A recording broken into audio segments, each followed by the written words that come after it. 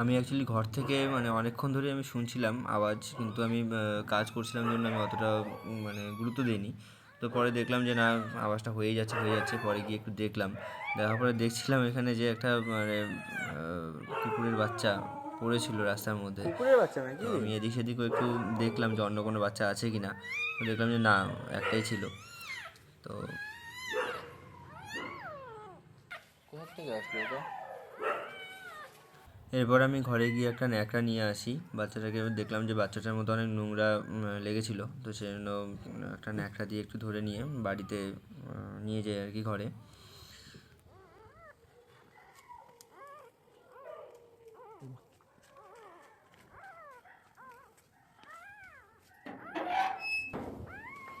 দাঁড়া দাঁড়া দাঁড়া। ইস, কে ফেলায় থুয়ে গেছে এখানে বাচ্চাটাকে?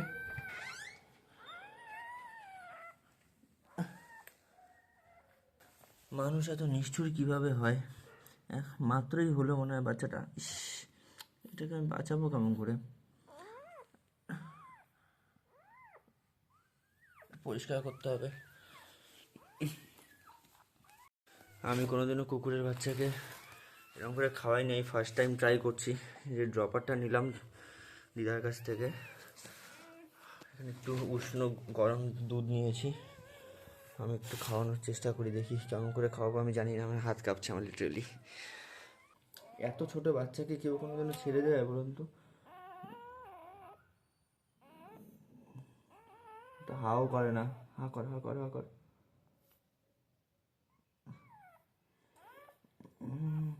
জিদ দিয়ে যাচ্ছে।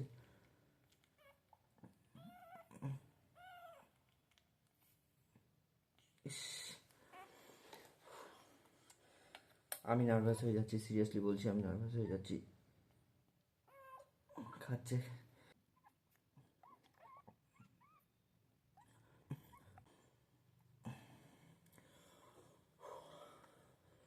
এটা আমার কাছে অনেকটা চ্যালেঞ্জিং, প্রচুর চ্যালেঞ্জিং আমার কাছে, সিরিয়াসলি বলছি।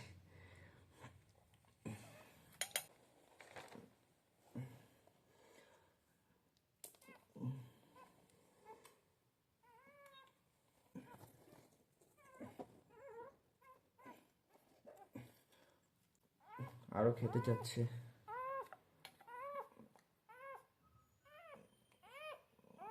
আমার কোনো রকম এক্সপিরিয়েন্স নেই এরকম করে খাওয়ানোর। এবার আমি কাকে ডাকবো কী না করবো, আমি মাকে জাস্ট ফোন করেছিলাম যে কী করে খাওয়াবো। একজন এনজিওর একজন দাদা রয়েছে, ওই দাদাকে জিজ্ঞেস করে এরকম করে খাওয়াতে বললো ড্রপার দিয়ে। আমি তো ট্রাই তো করছি, বাট কতদূর, ওর শরীরটা ঠান্ডা হয়ে আছে অনেকটা,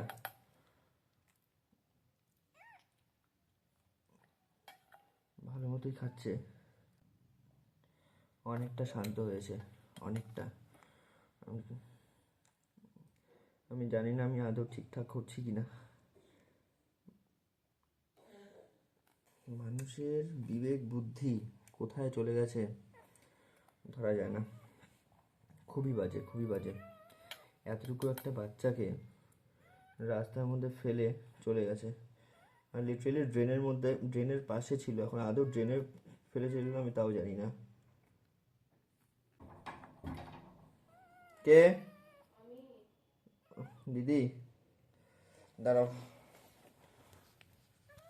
তো অ্যাট লাস্ট অনেক খোঁজাখুঁজির পরে ওর মাকে পাওয়া গেছে আমাদেরই পাড়ায়। নিয়ে যাই ওখানে। আপনি না একটু ধরে ওর কাছে। হ্যাঁ।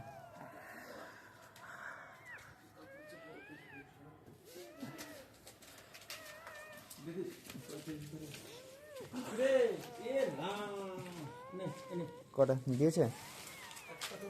আচ্ছা, আমি আবার খাওয়ালাম একটু দুধ, বুঝতে পারছিলাম না। দিচ্ছে বাচ্চা দিচ্ছে। হ্যাঁ, একটুখানি ধরে নিয়ে একটু দিয়ে দিন।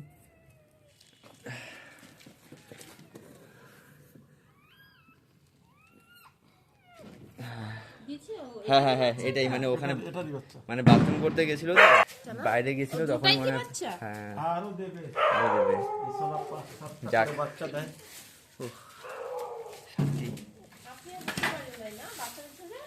না, আমি তো এখন দেখলাম এই বাচ্চা দেবে, এটা জানতাম আমি, কিন্তু শান্তি।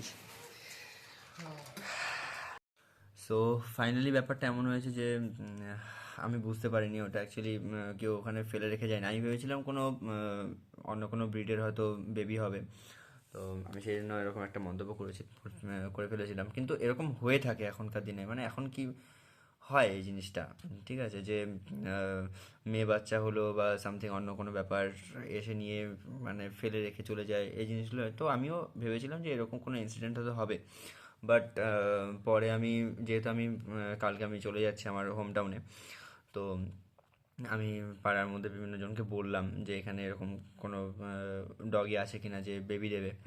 তো অনেক খোঁজাখুঁজির পরে একজনের সঙ্গে কন্ট্যাক্ট হলো। তো উনি বললো যে আমাদের বাড়ির তো কুকুরটা বেবি দেবে, কিন্তু এখনও দেয়নি এখনও। তো আমি তাও বললাম যে একটু দেখলে পরে ভালো হতো। তো তারপরে গিয়ে দেখলো যে অলরেডি ওখানে একটা বাচ্চা ছিল। তো তারপরে বুঝতে পারলাম যে ওই সামথিং এরকমই ব্যাপার হয়েছে, যে ওটা হয়তো বাইরে কোনো সময় বেরিয়েছিল, তো ওয়াশরুম টাশরুম কোনো কিছুর জন্য, তো সেখানেই ওর বেবিটা হয়ে যায়, ও সেটাও বুঝতে পারেনি। তো এটাই আর কি ব্যাপারটা। তো অ্যাট লাস্ট ওর মার কাছে ও ঠিক মতো আমি দিতে পারলাম, এটাই অনেক বড় ব্যাপার। একটা আলাদা একটা সুকুন লাগছে, সিরিয়াসলি বলছি, আলাদা সুকুন ফিল হচ্ছে। তো যাই হোক, আমি চেষ্টা করেছি যতটা আমার তরফ থেকে যতটুকু করা যায়। তোমাদের যদি সামনে এরকম কোনো ইনসিডেন্ট হয়ে থাকে, ঠিক আছে, তোমরা প্লিজ এটাকে আনদেখা করবে না, মানে একটু নজর দেবে, অন্তত একটু হেল্প করে দেবে, ঠিক আছে।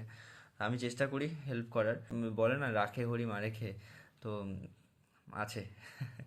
যাই হোক, ঠিক আছে, আমি কি বলছি এক্সাইটমেন্টের মধ্যে আমি জানি না।